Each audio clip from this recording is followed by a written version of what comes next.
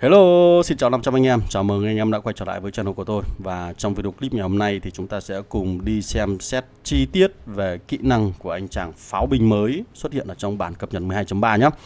Và trước khi đi vào phần tiếp theo của video clip thì đừng quên để lại một lượt like, share và subscribe cái channel của tôi nhé. Ok.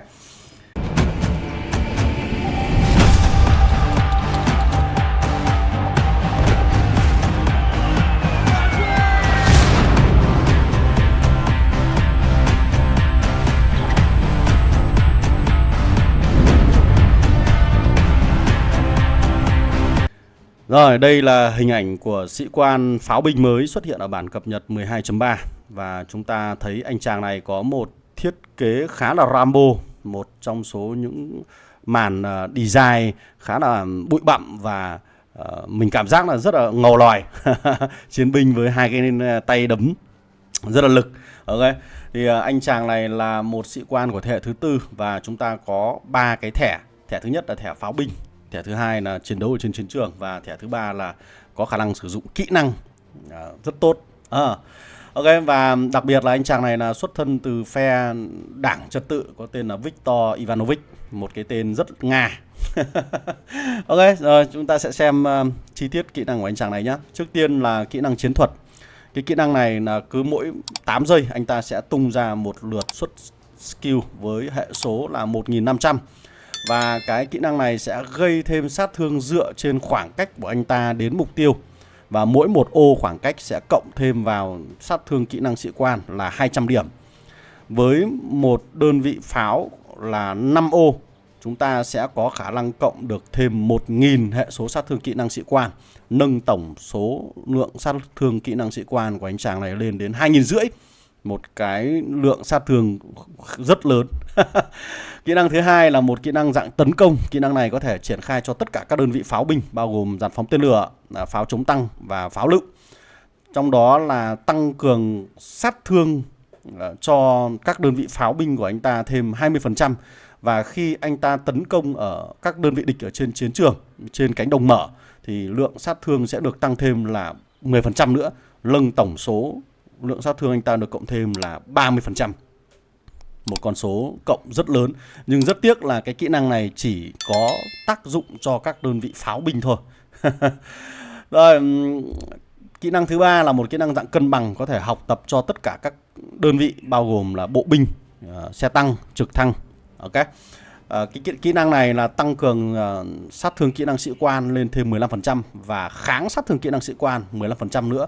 Kỹ năng này nó khá giống với cái kỹ năng của anh chàng lãng khách tương lai các bạn nhỉ. Rồi, kỹ năng thứ tư là một kỹ năng đặc biệt và cũng chỉ áp dụng cho các đơn vị pháo. Đó là khi mà các đơn vị pháo binh này bị tấn công bởi một kỹ năng của kẻ địch thì nó sẽ có 75% cơ hội giảm sát thương nhận vào đi 50%. Cái này thì chỉ có tác dụng trong vòng 8 giây một lần thôi. Với một lượt tung kỹ năng của kẻ địch, nhiều khả năng là các kẻ địch sẽ bị giảm sát thương đi với 75% xác suất xảy ra thì mình đánh giá cũng khá là cao. Nhưng mà thực chất ở trên chiến trường chúng ta sẽ xem với cái 75% này thì anh ta sẽ gặp may mắn như thế nào. Chứ mình cảm nhận là nó cũng không ổn lắm. Thôi thì tuy nhiên đây là kỹ năng dạng đặc biệt và nó có thể áp dụng cho các đơn vị pháo thôi.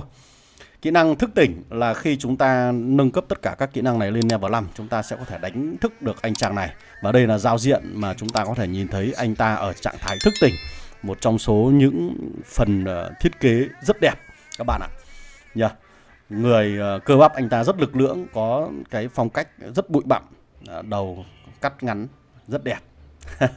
Rồi, kỹ năng thức tỉnh là nếu như mà sĩ quan của anh ta được triển khai trên các đơn vị pháo binh thì mỗi một phát bắn của anh ta sẽ có 25% cơ hội gây ra được thêm một lượng sát thương kỹ năng sĩ quan là 450 nữa cho mục tiêu. Thì cái này nó sẽ có tác dụng trong 2 giây một lần. Như vậy là cứ mỗi một phát bắn là chúng ta đều có cơ hội gây ra thêm lượng sát thương này. Mình cũng chưa có dịp điều kiện để đánh giá khả năng gây sát thương của cái kỹ năng này. Nhưng với 25% cơ hội cho mỗi một lượt bắn thì mình thấy là nó khả năng là nó cũng sẽ khá là cao đấy các bạn. Đặc biệt là nếu như mà các đơn vị pháo binh của các bạn có thoải mái tung ra các đòn bắn bình thường. Thì chúng ta sẽ có cơ hội nhận thêm được cái này. Đánh giá về tổng quan về anh chàng này thì mình thấy anh ta là một trong số những sĩ quan thiên về tấn công ở trên chiến trường, và đặc biệt là có thể tấn công vào các đơn vị mục tiêu ở trên chiến trường, ngoại trừ các công trình phòng thủ. Thì gần đây nhất chúng ta sẽ có các đơn vị có anh chàng pháo binh là Lãng Khách Tương Lai, là dành cho tấn công vào các công trình phòng thủ rồi. Bây giờ chúng ta sẽ chiến đấu ở trên chiến trường, tức là tấn công vào các đơn vị địch. Thế thì với bộ kỹ năng như thế này thì mình khuyến cáo là các bạn có thể bắt cặp với những sĩ quan mà có khả năng tăng tầm bắn của anh ta lên thêm một ô lưới nữa, ví dụ như Anh Hùng Nhân Dân, Hắc Quản Gia hoặc là Nữ Thần Tự Do. Và trong khi đó nếu như đẹp nhất chúng ta có thể bắt cặp anh chàng này với Hắc Quản Gia, thì khả năng là gây ra sát thương cháy cộng với lại lượng sát thương gây ra từ kỹ năng thức tỉnh của anh chàng này nó sẽ khiến cho nó sẽ khiến cho cái lượng sát thương của anh ta gây ra cực kỳ lớn.